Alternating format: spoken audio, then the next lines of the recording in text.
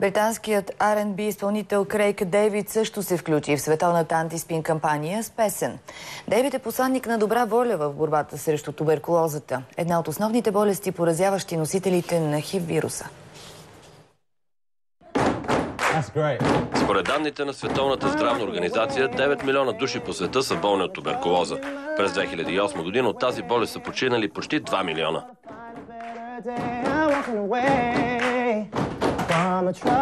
Според Крейг Дейвид, чрез изразните средства на музиката може в една значителна степен да се увеличат информираността и подкрепата за хората, засегнати от болестта. Крейг Дейвид участва в тази инициатива и заради факта, че в една значителна степен ХИВ-позитивните си отиват от този свят, убити от туберкулозата. Затова музикантът избра началото на декември за премиера на своето видеопослание.